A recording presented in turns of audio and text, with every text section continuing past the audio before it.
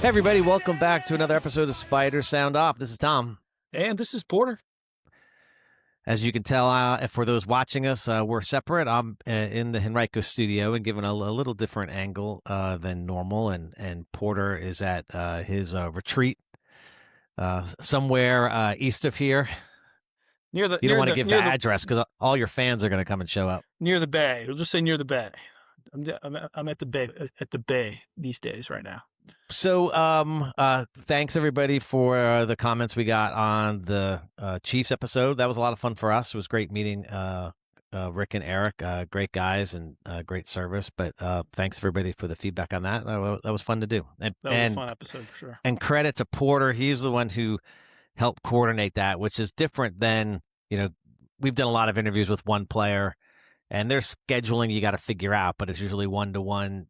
This was with kind of administrators and the Chiefs, and of course, Porter and my schedule. So that wasn't easy to do, but we almost had some technical difficulties that scared us early on, but none of you saw that, so it all worked out. There was a little kind of a piece of video magic you performed too, but like if nobody's noticed it, then we won't tell you what it was, but. Yeah, and let's just say the only comment on the real technical difficulty we almost had is that let's just let's call it where it is that Henrico has a more updated version of Chrome than the city of Richmond. We did learn that.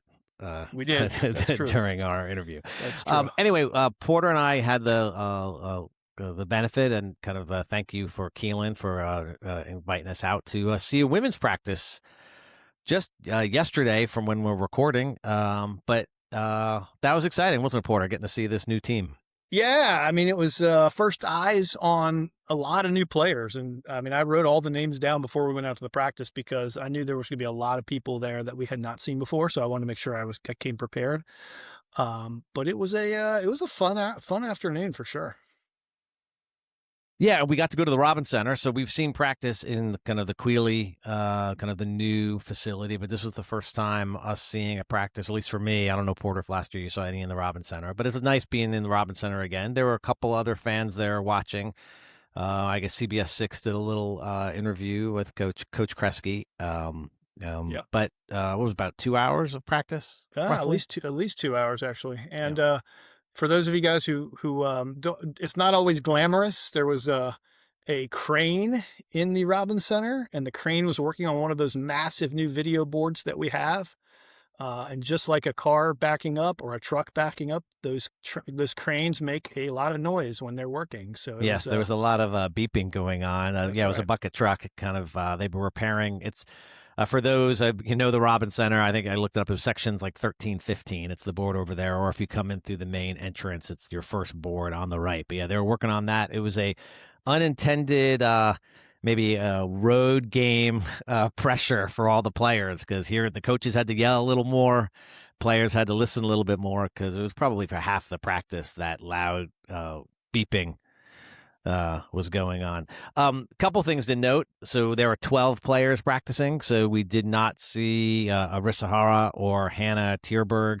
I don't think we didn't get any details as to kind of why they were not at practice, but ended up being 12. So you're a little bit limited when you kind of for numbers wise. But besides that, everybody else was there and kind of working their butts off for 2 hours. Yeah, and setting it up for folks. We came in, we kind of we came in the main entrance, sat just to the left of the main entrance, good seats. There's a lot of coaches on this team, a lot of assistant coaches, and they work hard. It was fun to watch. They set the girls up into 3 groups of 4. I don't know if there's anything to the grouping, but they started off with Anisha Scott, Allie Sweeney, Shanika Campbell, and Harriet Ford in one group. Rain Wright, Ava, Peyton Richard, and Bridget Reifenberg in group 2, we'll call it. And then Josie Fontana, Kate Schindler, Alexandra Vandiver, and Emma Schoen were in the 3rd group. And so there were 3 groups of 4. There are coaches set up to coach each of those groups of 4. They were working on different drills, different activities. There's a lot of communication between the coaches and the players. Yeah, The there's a lot of players, work on that. Working on screening. Really, all three of those groups. There's a lot of screening and communication. Like you said, the coaches were working hard. Like those three stations were not one where Coach Kresge can coach everybody. right? So the assistants were involved, and they just rotated through these stations. I think And every I'll say four I like the minutes. way Coach Kresge, she kind of occupied the center of the court and she walked between the three stations and was kind of watching. So she's delegating really, really well to the assistant coaches, which I thought was fantastic. A fantastic sign. So Yeah, to your she kn- point, it's we like reading too much into everything when we see one practice, but there were, when you're splitting up into three groups of four, and you have six returners and then one upperclassman transfer, like you got to decide which freshman is joining that group. right. So Bridget happened to be in that group. Again, I don't want to read too much into it, but she looked good. It didn't look like there was somebody lost with kind of three people who knew what they were doing. I mean, they're all learning Right. with this coach. So I think the freshmen aren't as behind the regulars as you would see kind of when you kind of bring the coach back To the set it next up year. too, last year we did this with Coach Roussel. We went to a July practice, and that practice it made it clear just how good Maggie and Rachel were. Like they couldn't be stopped. They dominated the practice. We gave you guys one, if you listened to us back then, one really good nugget, which was Alicia Newell was going to be a fantastic on-ball defender. But we didn't make a lot of bold, hot takes out of that practice.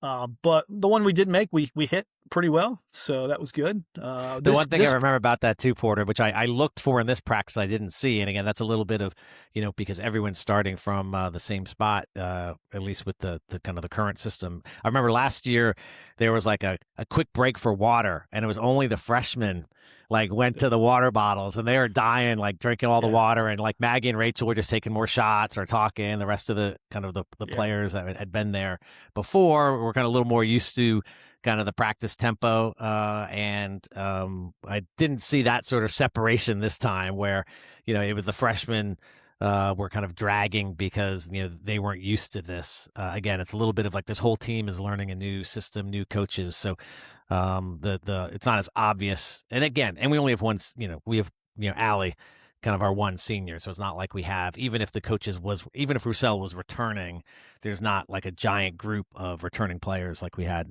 last year. What's Peyton Richard? Is she a junior or senior? She's a junior. Okay, she's a junior. Yeah.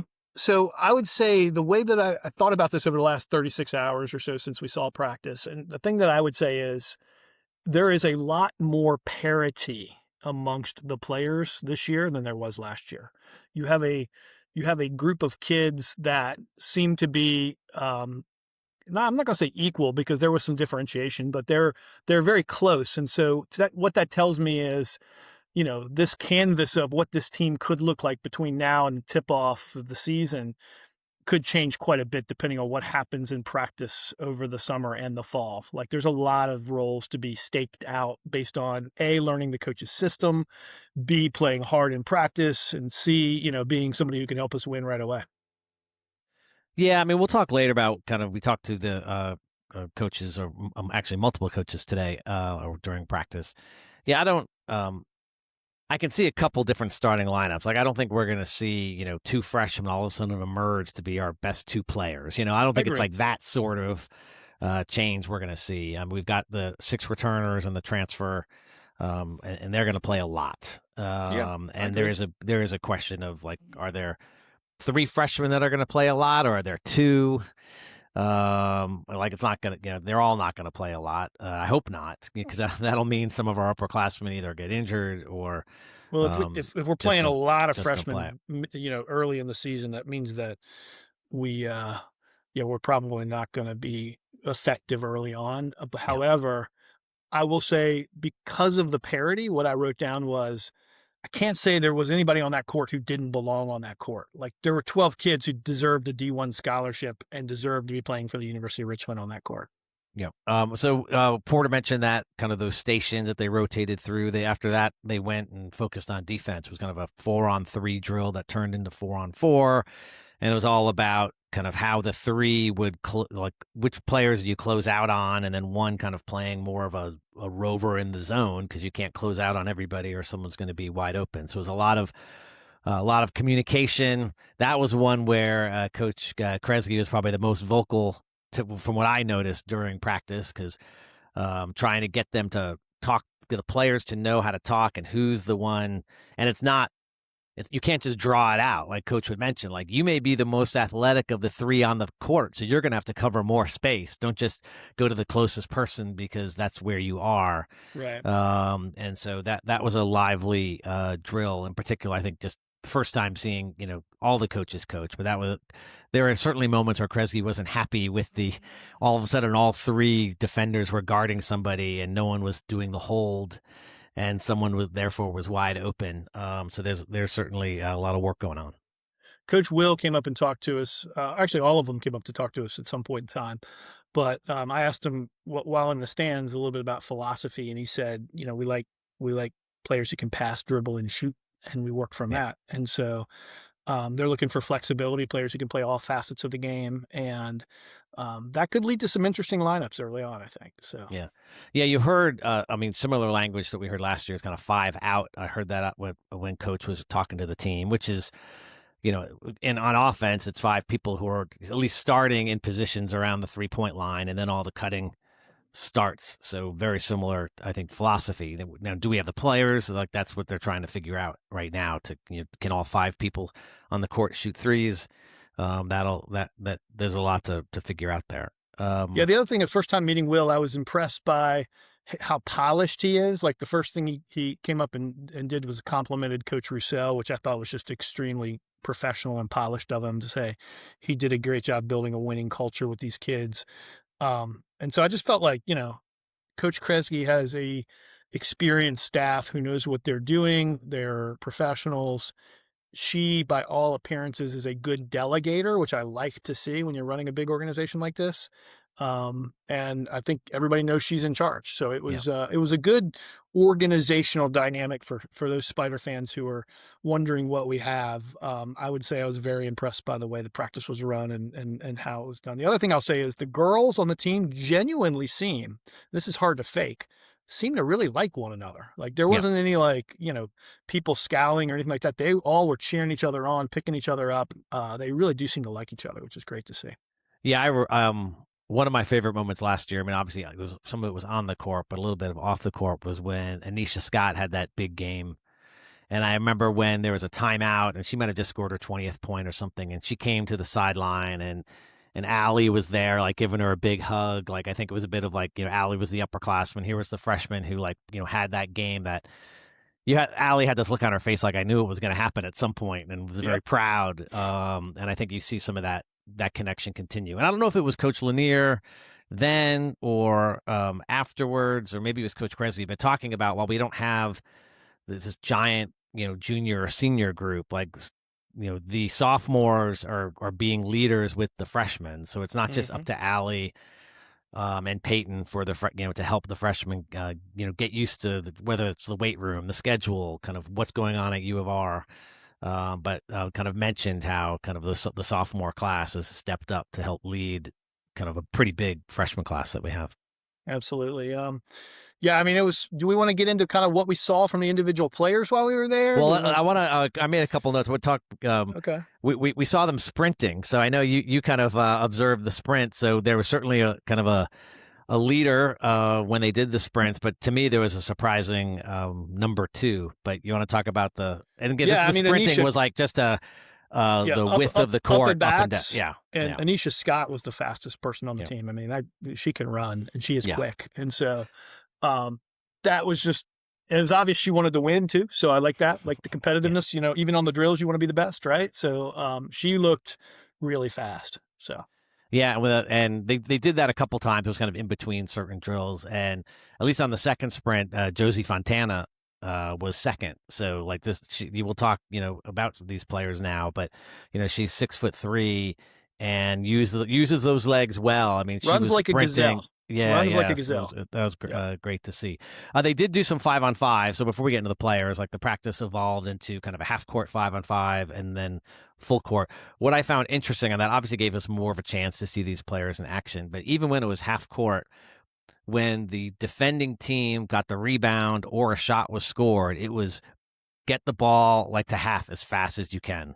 Like this would, without ever seeing the coach before, like when we first heard, like, oh, she's got this defensive focus. You think like, oh, this team plays really slow, but the discipline they are pushing, like every time you got the rebound or the other team scored, like you get it to a guard and everybody's sprinting down the court. So you're going to see that, I think, all season. This isn't a let's like slow it down.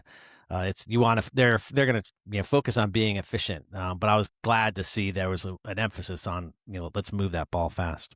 Absolutely. Yeah, I mean, I would say the tendencies look an awful lot like, Coach Roussel's offense. I mean, it's about pace and space. And there'll probably be some nuances and some differences to it, but it doesn't feel that different from last year. I mean, just Coach from one Kresge said practice. like the main thing is it's the terminology is different. So Right. I think more as a football fan of like you got a playbook and there's a new coach comes in and sometimes the playbook can be like a whole new set of plays. Other times you hear it's like, well, it's kind of the same plays, but the terminology is different. So you need to learn the new terminology because the coaches are yelling it. A player may call something on a screen and it may be different than what Roussel would have said, would have called it. So they're all learning that terminology, but yeah, it's not all, it's not a totally new scheme, for sure. So that'll help as we get into the season. Yeah, and I mean, I think the faster the leaders of the team pick up that new scheme, the better this team will do. It's hard if you've played in a different system for 3 years, and now you're coming in, you're playing an entirely different system for an entirely new coach. It's going to be hard to learn. But the faster, the seniors, the upperclassmen learn this new system and help to instill it for the younger players, the better this team will do. Yeah, and just before we get into the players, just so everyone knows, like you have 8 weeks of summer practice. Like they've got a couple more left, I think is what it sounded like. Maybe it's I think two so, and a yeah. half, something like that. And then they'll be off until school starts. And then when school starts, they'll go back to it's kind of a limited practice schedule, but they're still practicing when school starts. It's a lot of mix of weight room and on the court. And then when you get to it's like 40 days before the season, you go to where you can practice 8 hours a day. On the court. But they're getting close to the end. And when we did interview Coach, you could tell there's still a lot of work to do. Now again, that we've got 3 to 4 months until the real games start. But there's I don't know if there's more to install necessarily, but the players still are still learning and trying to figure it out. I can't tell you right now whether we're going to be good or not. But what I can tell you, the fan who's getting ready to renew the season tickets, is they're going to be fun to watch. Yeah. Well, the one thing that when they went to 5-on-5, it was interesting. It was I don't remember how long they did it. It wasn't. Let's say it was 10 minutes. For the first half, it wasn't pretty, and then all of a sudden the threes started falling, and then it looked just like what we're used to. Like they'd come down the court, pass it a few times. Someone maybe would penetrate, kick it out. Someone's hitting a three, and all of a sudden, like both teams were just hitting threes left and right, and all the flow got better as a result. I mean, shooting solves a lot of problems, and we've got some shooters on the team. So you got to figure out the motion and all of that. But I think we got a lot of kids who can shoot. When we do get into talk about the players, I found myself, as I thought about what I was looking for, probably focus more on the kids that I had not seen play before. So when I talk about what I saw, keep in mind my lens of view was from I wanted to see what the new kids could do. So, Allie looked great, right? I mean, you'll hear that, but like I was focused more on what are we getting with these new players, and so that you'll hear that when I start getting into my analysis. Yeah, and so let me talk about some of the returners. Just a couple notes, like what one of the things we got wrong a year ago was probably I don't know if we had seen practice yet even, but we had Peyton as well. Like we were trying to guess who the starters were. And we're like, oh, Peyton Richards, she's a sophomore. She's returning. We need an outside shooter. And that clearly wasn't her role. I mean, she shot well yesterday. Again, when you got to that ending stretch, like she was draining threes. So that's one play I'm just very interested to see. Like as a junior, does she step up into being this first person off the bench, second person off the bench? You know what I wrote about Peyton from my notes here? It was she looked like somebody who was on a mission to show the coaching staff what she could do. And what I mean by that is she shot a lot yesterday. She shot early in the shot count. She shot late in the shot count. The shot clock count. She shot with a man or a defender in her face. She shot when she was wide open. She just shot, and I think a super she quick was showing release. the coach. What's that? A super quick release. She had a super quick release, Yeah. and she also was showing like, you know what? If I miss one, I'm going to keep taking them, and I'm confident I can do this. I want to play. I wrote down I was really, really impressed by her confidence. She, like you said, she did probably miss 2 or 3 in a row, and then she hit 3 in a row with a person on her, like right in her face. She just quickly released it and drained it 3 times. I was impressed by her resolve to show everybody, hey, I'm here. I know what I'm doing. Let me play. And one other That's what I thing, I wrote told down. you I'd ask you this question because I think this is going to be a returning player. Okay, in the world where Allie does not lead our team in points per game, Yeah. who does? Uh, I've been thinking a lot about that question, and I've got 2 answers for you. Okay. I got one that's going to surprise you and one that's really going to surprise you. Okay. Okay. So the one that's going to surprise you is Rain Wright is going to lead the team in scoring, and I'll tell you why in a second. That's surprising enough because she wasn't the prolific scorer from last year. The one that's going to really surprise you is Anisha Scott is going to lead the team in scoring. Yeah. Well, Because I mean, honestly, Anisha Scott doesn't surprise me at all. So that's who I think is going to yeah, be. I mean, um, there will be, and I could see Rain doing that as well. It's a little bit of like when I play out that scenario, it's not that Allie only scores 10 points per game. Like she scores 14 and a half, but someone scores right, 17 points a game. And I think right, Anisha could be that. I wouldn't bet on it, but like she's going to be more of a scorer than a defender versus yeah. Rain, who might get 7 rebounds a game and score 10 points per game.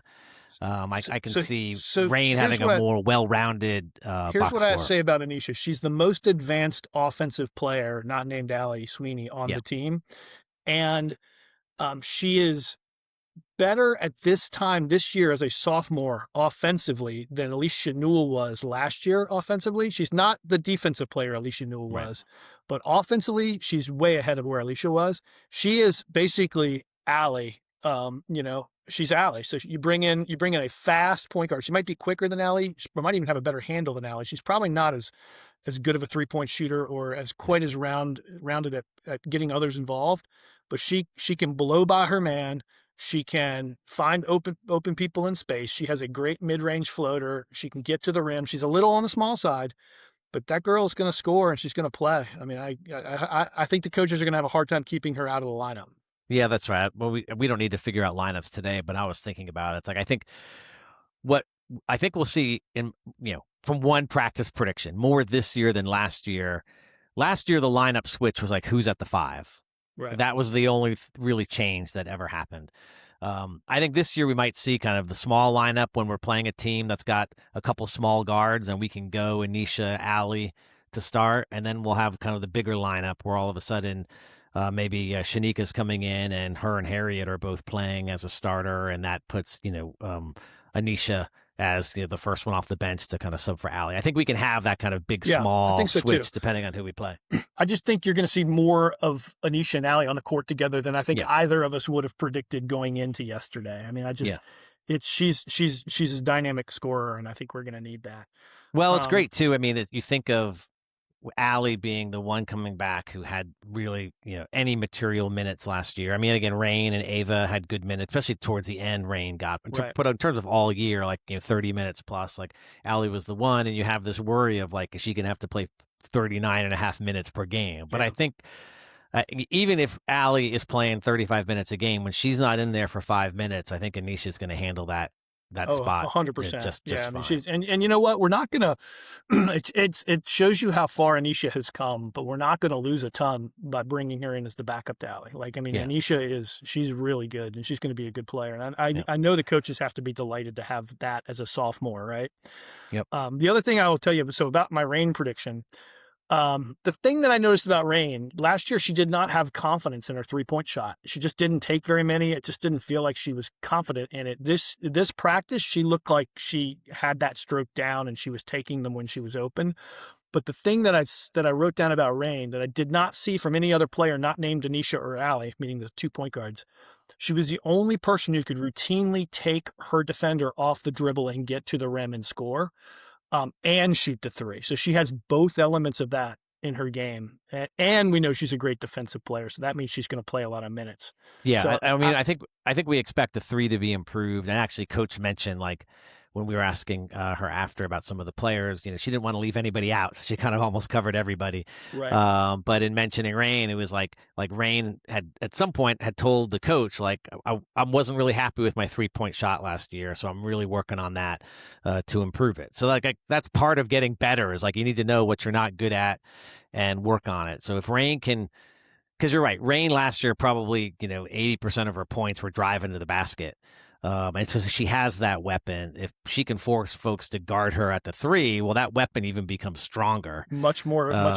It just makes her a much more complete player. And the other thing I'll say, she took a hard fall during the practice. I mean, the thud on the court, you could hear it in the rafters, and there were only like 4 fans there total. So it was. I think it hurt Porter when she fell. It hurt me actually to watch her fall. I think I might have said, "Ouch."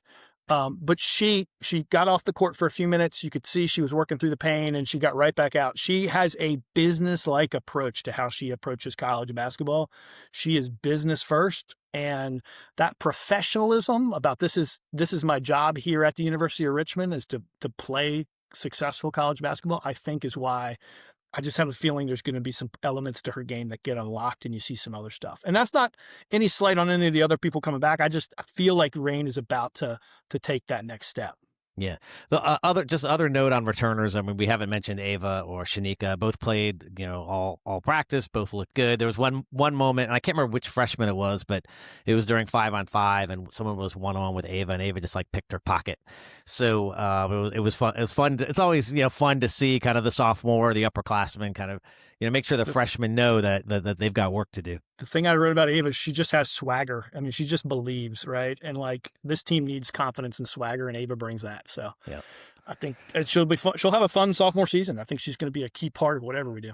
You want to talk about some of the new players? Sure. Let's start with our big Harriet Ford. Yeah. Harriet, 6'3" from Australia, by way of Duquesne. And I told the coaches this, like, this is a good and a bad, right? This is a positive and a negative. There was nobody on the roster that could stop her from imposing her offensive will on the team underneath the basket. Meaning, if she got the ball on the lower block, she was going to turn and score over you. That's a problem for us defensively. Like, we need somebody who can get physical and keep her off the block and not let her have that shot. It's also a positive in that, like, hey, we've got a big who's an enforcer inside, and she will clean up the glass and she'll put it back in if you're not careful. So very impressed by her strength down low. She's not going to be an outside shooter. I mean, full disclosure, that's not going to happen. But inside, when you're playing that 6'6" center from St. Louis, and you need somebody who can keep that girl off the block, Harriet's the kind of person who can do it. She's strong, she's aggressive, and I think is an element that we were kind of missing last year. Yeah, and I think what you haven't mentioned, but I know is probably the best part of her game is rebounding. Yep. So it's not just can she score from under there, but it's just getting rebounds when other people are shooting, or getting her own rebound. I was looking back last year. I mean, it was our best rebounder last year was Maggie by far. She had 10, I think 7 times where she had over 10 rebounds, 10 or more, Maggie. And Simon had 10 rebounds once, and Dewey, her highest rebound was 7 in a game. So, I'd expect, again, this is not us being a great team or an okay team or a bad team. Like, I think either way, Harriet's going to be, I don't think she'll get to Maggie's necessarily 7 times, but I think she'll have more rebounds than we saw from our 5s last year. Yeah. And I don't mean just from a playing time perspective, because she'll probably play more than Sam or Tiara did, because they were kind of sharing that position. But I think she's going to be our top rebounder for sure. It's nice to have somebody inside that has a little bit of like a nasty edge to them, and I think Harriet Ford is that for us. And she's going to be impressive with her strength down low. And I think it's a call out to our other bigs to figure out how you can get a little stronger to kind of muscle her out of there, or else she's going to end up with a lot of minutes just cleaning stuff up down low for us. Yeah, we didn't get to see a lot of it, but there were a few times during practice where, again, it was kind of in between drills. They would shoot free throws, and I think they had to make 2 in a row or something like that to rotate to the next person. I think that'll be part of her challenge as well. Like her free throw shot, at least from the little we saw, was kind of the line drive free throw, and it would go in. But it didn't make me confident that if she's getting fouled a bunch, that she's going to be scoring 12 out of 13 free throws. What did Coach Radice used to say? Shoot 500 a day in the gym until you get it down. Yeah. Other players that impressed you? So my biggest surprise of the entire practice, and I told the coaches this, was Josie Fontana. She's 6'3". She's one of the fastest players on the team. She moves like a gazelle. She shoots the three extremely well. I didn't see a definitive like Maggie like dribble and move to the basket out of her yet, but she is just an 18-year-old or maybe 19 coming out of high school. So, but just based on her speed and her shot, she is going to have a really good career at the University of Richmond. I don't know when it's going to kick in confidence wise for her, but like when she figures out how good she's going to be, watch out. And I know we talked about like Harriet being so strong underneath, and can the other bigs do it or be as strong? One of the things the players did, the coaches did at the end of practice, came by and kind of shook the hand and introduced themselves to not just Porter and me, but there was again a few other fans there, and so it's kind of just impressive that they do that. I will say that Josie's handshake, I think my hand is still hurting from that Nice. handshake. So, Nice. and there were some others that weren't nearly as strong enough.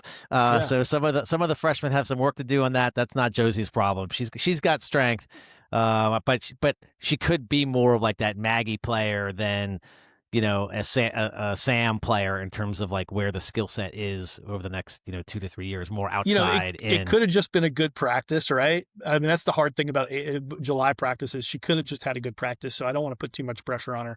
I thought you were going to mention somebody else. Well, I've got another name. Because Kate Schindler was so Kate Schindler had the nicest shot on the team, and it wasn't necessarily close form wise. She was spectacular. She has a unbelievably beautiful 3-point shot, and she reminds me of Rachel Ulstrom. And I didn't see her miss, really. I mean, when she took a shot, she made it. Now, she didn't shoot a lot with people in her face. She waited until she was open. Yeah. But when she starts to figure it out, she's going to have a lot of points while wearing a Spider uniform. Yeah, I think for us to go, be in that good to great category, we need someone who Anisha or Allie can kick it out to and, have a good 3-point shooting percentage. It could be Peyton. It could be Kate. I did see, I was looking at kind of Kate's stats. She scored 58 points in a game in high school. So, yeah, I remember. Yeah. So she can score. But yeah, it was great to see her. And Josie could score, which shocked me from the outside. She had a really nice 3-point shot. Yeah.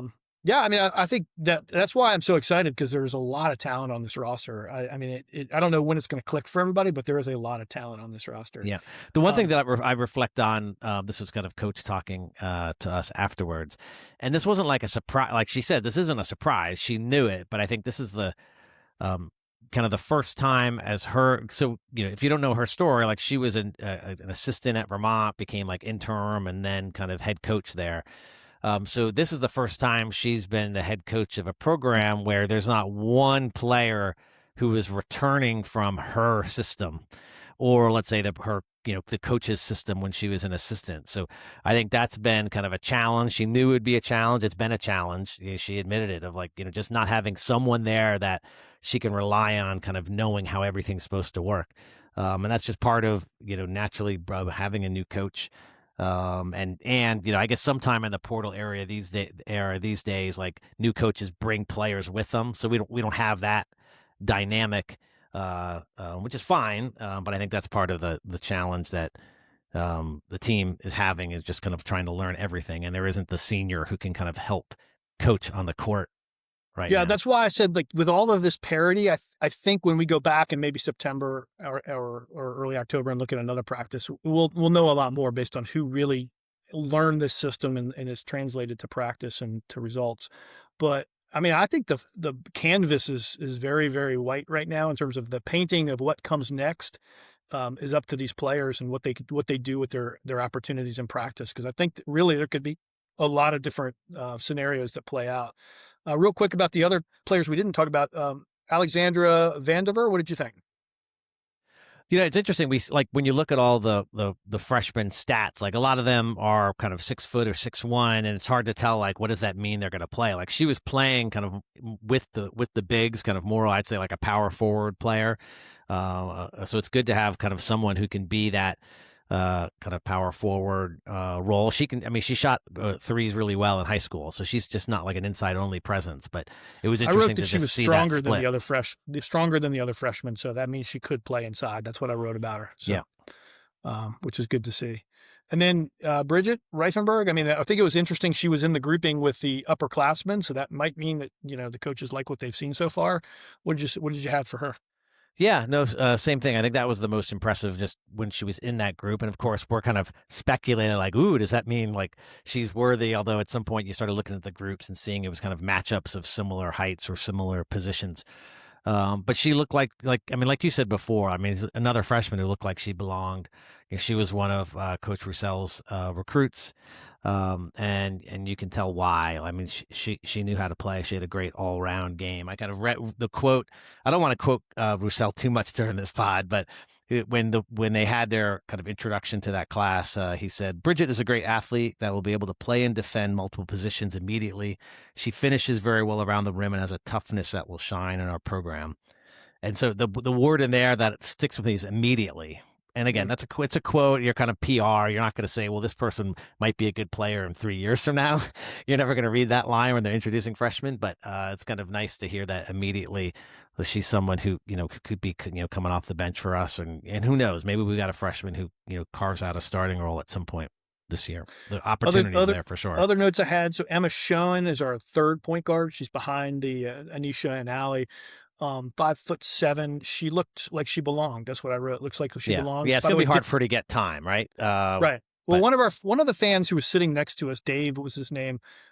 He had seen a practice that we hadn't seen, so he was there for one other practice. I asked him who stood out to him in that practice, and he gave me Emma's name as somebody he was really surprised how good she looked. So I just report that here. I didn't see that practice, but like Emma looked like she belonged. That's what I wrote. Yeah.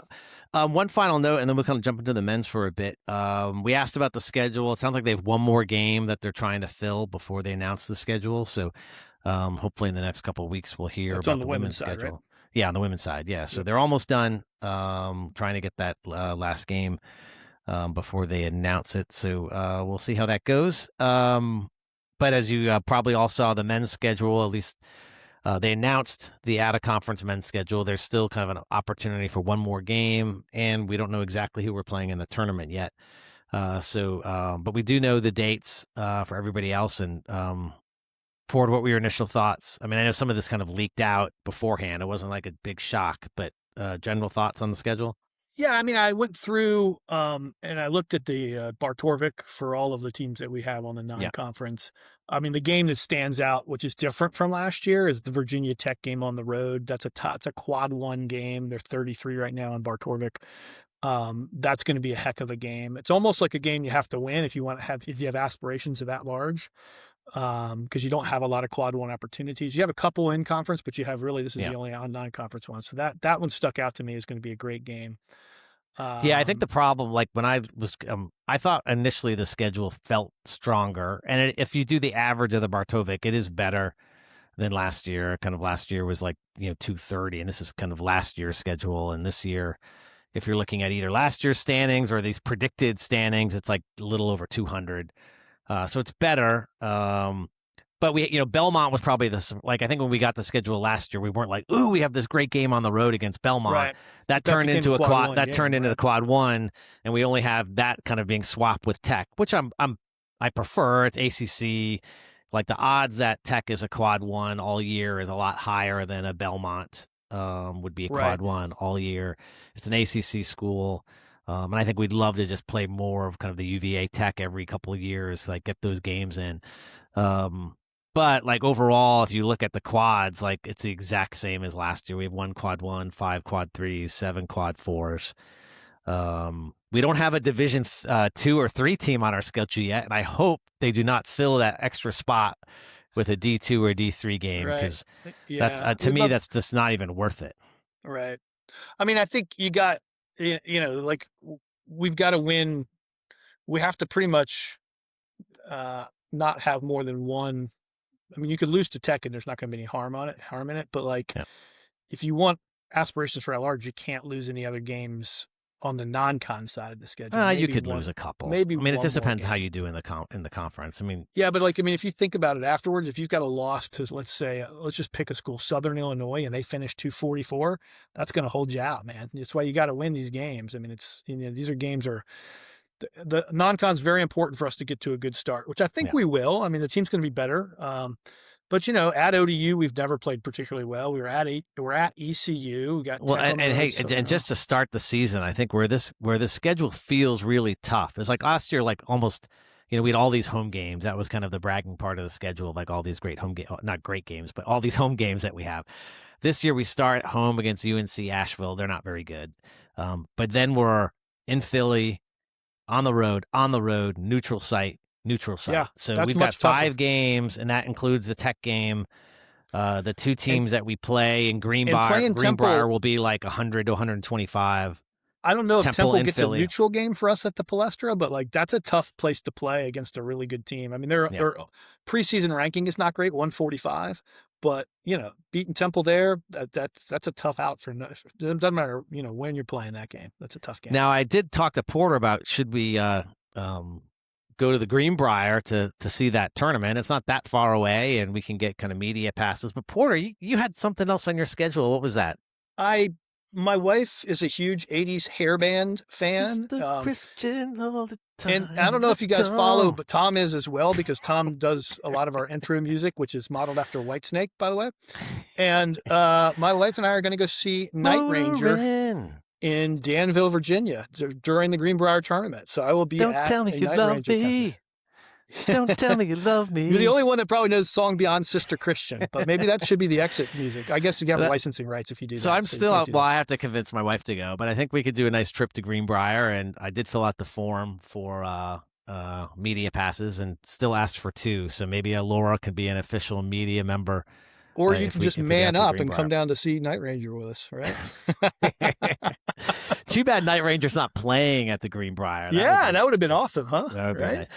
One other interesting part on the schedule, and this is a question if we get the coach to talk to Coach Mooney or Coach Geip, who I think gets involved with the schedule, is that we are playing William and Mary again.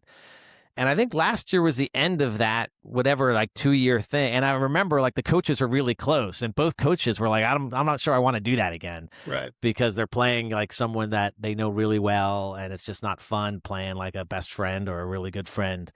But we are playing them again. So somehow I want to understand like what, is it just more of they realized it was a good matchup and good travel and they could coordinate it and kind of would just deal with the fact that they're fighting each other. And we're playing them at home. And let's be honest, William and Mary's a tough game for anybody. I mean, that coach is really good, and like they're 192 preseason. He's always going to overperform, I think, his preseason ranking because he runs a really tricky, fast-paced system. Yeah. How do we convince him to come to the Robin Center twice in a row? There's a lot of questions there, but or how much did we pay them? Maybe. If you look at the schedule, because they have said there's room for one more game. We have 31 games, and when you include the 18 from the A10, that game would be sometime. If you just look at the dates, likely would be sometimes over Christmas. So we have a game on the 21st of December, and then nothing else scheduled. Now, if you remember last year, I think we had GW was like our first conference game, and that was in December. So maybe there's a little bit of, you got to wait for the A10 to figure out their dates, and then maybe you can fit in another game.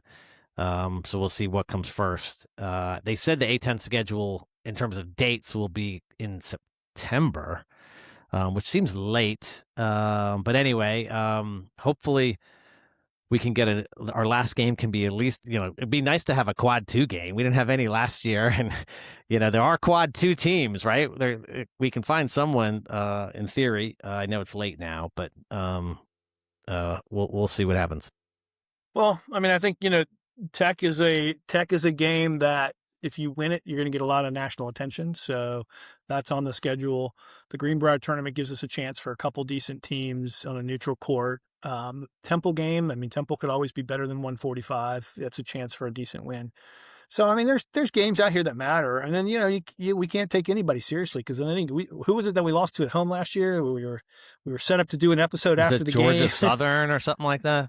Charleston Southern, maybe. Charleston Southern, yeah. You can't take anybody lightly in college basketball. I mean, if you don't show up and play your A game, you're going to lose. So you gotta bring it every single night of the schedule. Hopefully in the next couple of weeks the women's schedule comes out. We can talk a little bit more about that. We'll wait at least until September to try to do some predictions. We'll wait for when the 8-10 dates are out. We can start looking at kind of the order of games a little bit better.